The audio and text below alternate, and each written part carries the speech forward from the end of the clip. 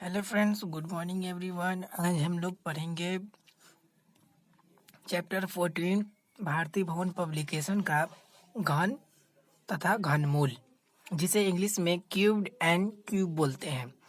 तो इसका आज हम लोग इंट्रोडक्शन देखने वाले हैं। तो सबसे पहले हम लोग जानेंगे घनाभ तथा घन बोल रहा है इसमें। तो सबसे पहले हम लोग घन जान लेते हैं, उसके बाद में घनाभ जानेंगे। तो चलिए घन को हम लोग जानते हैं।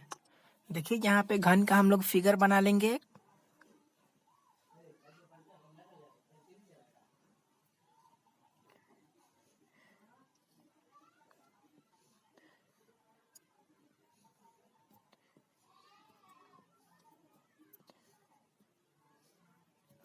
देखिए हम लोग यहाँ पे घन का फिगर बना लिए। तो घन का ये जो फिगर बना लिए ये दो वर्गों को मिलाकर क्या हमारा बना, एक घन बना। दो वर्गों को मिलाकर एक घन बना। और इसकी घन का किनारा जो होता है वो टोटल 12 होता है। घन का किनारा कितने होते हैं? 12 होते हैं। तो देखिए घन का किनारा कितने हैं हमारे? 12 होते हैं टोटल घन के किनारे। 1 2 3 4 5 6 7 8 9 10 11 12। टोटल ये कितने किनारे? 12 किनारे हैं। तो देखिए टोटल किनारे कितने हुए हमारे घन के। पहले हम लोग घन जान रहे हैं, ये वाले जान रहे हैं, ये वाला हम लोग जान रहे हैं घन। तो घन में देखिए टोटल किनारे 12 हैं। और इसका जो किनारा होता है वो 6 होता है। 1 2 3 4 5 और एक 6। इसके 6 किनारे होते हैं। और जो 12 किनारे होते हैं और 6 फलक, यानी फलक साइड के। और इसके जो घन का फलक 6 होते हैं और घन के शीर्ष बिंदु वो 8 होते हैं।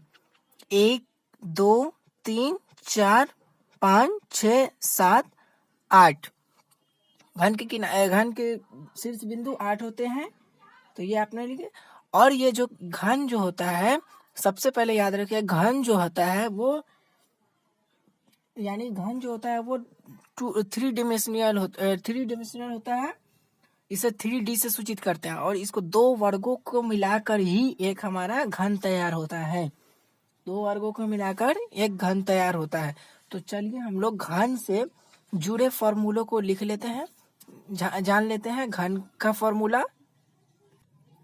और घन में एक चीज और आता है जो हमारा आयतन होता है। जैसे घन का आयतन हम लोग निकालते हैं। आयतन किसे कहते हैं? मतलब जो जितना जगह छेकता है वही हमारा आयतन कहलाता है। तो एक बार हम इसका फॉर्मूला लिख लेते हैं, यहाँ पे लिख देते हैं।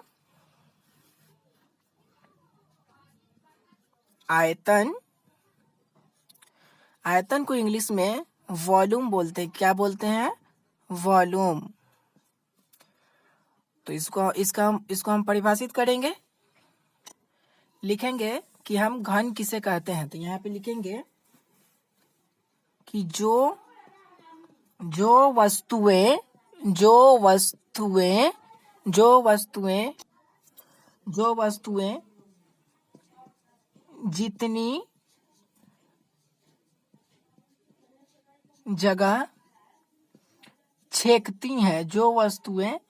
जितनी जगह छेकती हैं, जो वस्तुएं जितनी जगह छेकती हैं, वही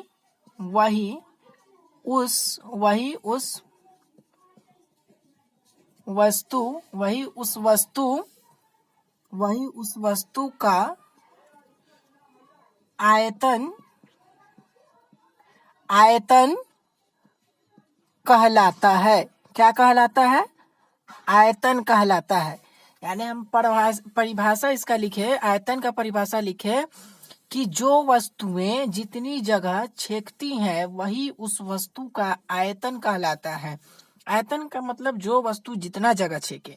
जैसे यहाँ पे हमने घन का एक घन बनाया, तो ये जितना में घन बना, यानी ये जो हमारा जितना ये जगह लिया, यही क्या हुआ? ये आयतन हुआ। या जितना जगह छेके वही हमारा आयतन कहलाता है। तो समझ गए आयतन क्या होता है। तो चलिए अब इससे हम रिलेटेड फॉर्मूले लिख ले। पहले हम लोग क्या जान रहे थे घन के बारे में, तो घन से रिलेटेड हम लोग क्या करेंगे? फॉर्मूले लिख लेंगे। तो सबसे पहले आपका होगा घन का यहाँ पे लिखेंगे घन का आयतन क्या होता है? घन का आयतन भुजा क्यू, यानी भुजा गुने भुजा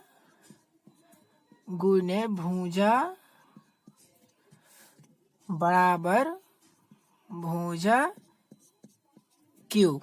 इसे ऐसे भी लिखते हैं, भुजा क्यूब लिखते हैं। यानी भुजा हम कहने का मतलब, यानी यहाँ पे इसको ए से दर्शाते हैं, ए इंटू ए। यहाँ पे हम ए क्यूब भी लिख सकते थे, यानी भुजा क्यूब, यानी घन का आयतन हमारा क्या होगा? भुजा क्यूब होगा। चलिए अब नेक्स्ट फॉर्मूला देख लेते हैं। अब घन का भुजा बराबर क्या होता है? क्यूब रूट अंडर घन का आयतन,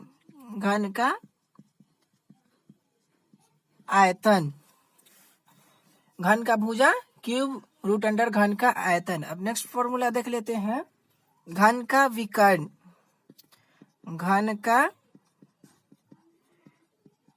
विकर्ण बराबर क्या होता है? √3 इंटू ए, यानी भुजा, √3 इंटू भुजा।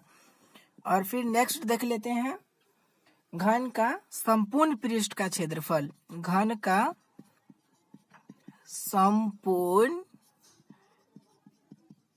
पृष्ठ का क्षेत्रफल बराबर क्या होता है? यानी ये जो हमारा घन का फिगर बना था ना, तो घन का संपूर्ण पृष्ठ का क्षेत्रफल, ये संपूर्ण पृष्ठ का क्षेत्रफल, घन का संपूर्ण पृष्ठ का क्षेत्रफल पूछ रहा है। तो घन का संपूर्ण पृष्ठ का क्षेत्रफल यानी ये जो हमारा फलक था, ये जो फलक कितने थे? 6 थे, तो हम उसमें 6 से गुना कर देंगे भुजा स्क्वायर से, यानी ए स्क्वायर, 6 इंटू ए स्क्वायर। अब फिर नेक्स्ट है घन का अब वक्र पृष्ठ, घन का वक्र पृष्ठ का क्षेत्रफल बराबर 4 इंटू ए स्क्वायर। तो यही हमारा घन से रिलेटेड फॉर्मूले थे। घन से रिलेटेड इतना फॉर्मूले हैं। और अब हम लोग घन जान लिए, अब हम लोग जानेंगे घनाभ। अब हम लोग घन के बारे में जान गए। अब हम लोग जानेंगे, ये घन कंप्लीट हो गया, अब हम लोग जानेंगे घनमूल। घनमूल क्या होता है? तो घनमूल आयत को मिलाकर जो होता है ना, घनमूल बनाते हैं, यानी जिसको इंग्लिश में रेक्टेंगल बोलते हैं। रेक्टेंगल को अगर हम मिलाते हैं, वही हमारा घनाभ बनता है। क्या बनता है? रेक्टेंगल को जब हम मिलाएंगे तो हमारा घनाभ प्राप्त होगा।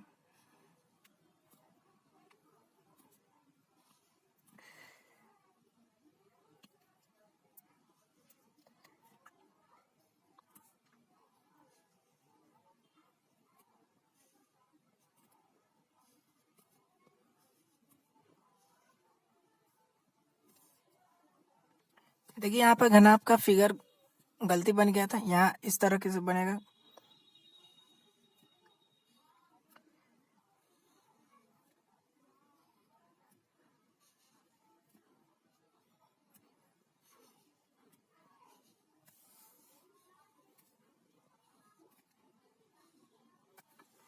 ये घनाभ का फिगर बन गया।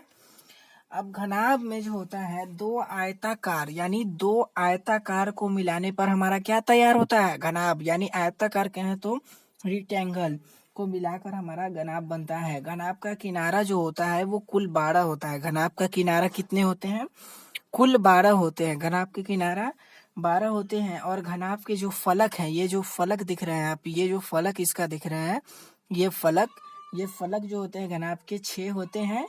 और घनाभ के जो शीर्ष होते हैं, ये जो अन्य बिंदु, वो ये सब जो बिंदु देख रहे हैं, वो टोटल कितने होते हैं? 8 होते हैं, यानी 8 होते हैं घनाभ के। अब घनाभ जो है ना, एक त्रिविमीय आकृति है, जिसे शॉर्ट में हम लोग कहते हैं 3D, यानी 3 डायमेंशनल। तो घनाभ समझ गए आप लोग कि घनाभ में क्या क्या होते हैं? घनाभ में कुल 12 साइड होते हैं, यानी किनारा कहें हिंदी में तो किनारा, और इंग्लिश में कहें तो साइड। और फलक जो होते हैं वो 6 होते हैं, यानी ये फलक जो देख रहे हैं आप 6 होते हैं, जिसे इंग्लिश में फेस बोला जाता है। और शीर्ष यानी शीर्ष बिंदु जो होते हैं वो कितने होते हैं? 8 होते हैं, जिसे इंग्लिश में वर्टेक्स बोला जाता है। तो समझ गए आप, दो आयताकार को मिलाकर क्या बनता है? घनाभ बनता है, ना कि घन बनता है। तो चलिए अब हम लोग जान लें घनाभ से रिलेटेड फॉर्मूलों को। यह हमारा क्या था? घनाभ था। तो चलिए घनाभ से रिलेटेड फॉर्मूले को जानते हैं हम लोग। तो सबसे पहले हम जानेंगे घनाभ का आयतन।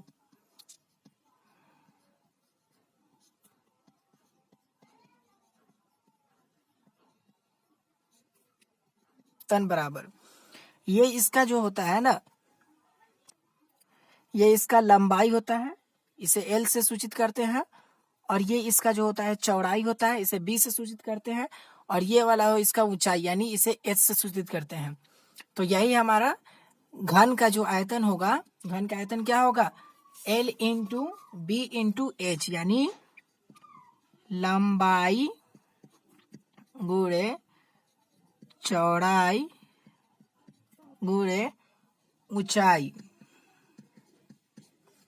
यह हमारा फॉर्मूला होगा, जिसे इंग्लिश में L into B into H, यानी लेंथ, ब्रेथ और हाइट। घनाभ का आयतन आप लोग जान गए। अब फिर नेक्स्ट इसका देख लेते हैं घनाभ की लंबाई। अब घनाभ की लंबाई निकालना हो तो कौन फॉर्मूला लगाएंगे? घनाभ की लंबाई बराबर घनाभ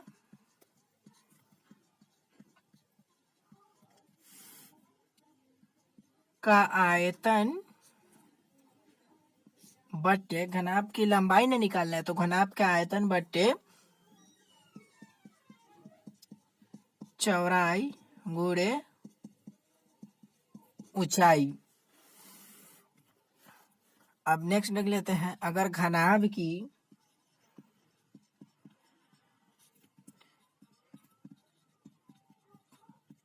चौड़ाई निकालेंगे तो होगा घनाभ का आयतन बटे, चौड़ाई निकालना है तो यहाँ पे होगा लंबाई गुणे ऊंचाई। क्या होगा? ऊंचाई। और फिर अब नेक्स्ट देख लेते हैं, अब घनाभ की अगर ऊंचाई प्राप्त करना हो, घनाभ की ऊंचाई बराबर, तो घनाभ का आयतन बटे लंबाई गुणे चौड़ाई। अब घनाभ का विकर्ण मालूम करना हो, अब घनाभ का विकर्ण, घनाभ का विकर्ण बराबर रूट अंडर लंबाई यानी L का स्क्वायर प्लस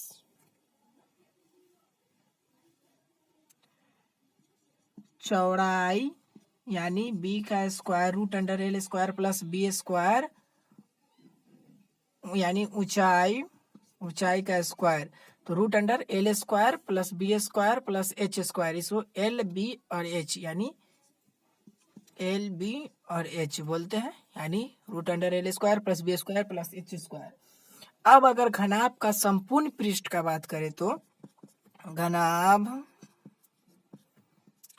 का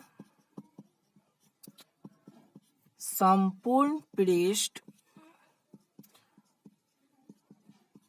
का क्षेत्रफल बराबर, घनाभ का संपूर्ण पृष्ठ का क्षेत्रफल बराबर क्या होगा?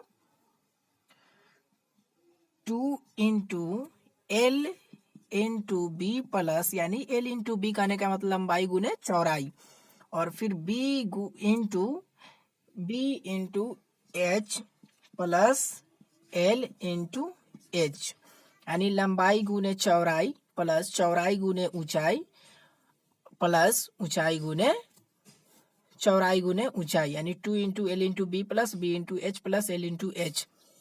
तो यही घनाभ से रिलेटेड इतना ही सारे फॉर्मूले हैं, तो ये सब को आप लोग नोट करते चलिएगा। तो यही आज रहने देते हैं। घन घनाभ आपके चैप्टर में यही है, इतना घन घनाभ आपका पढ़ना। तो अभी अगले इसके एक्सरसाइज में मिलेंगे। धन्यवाद।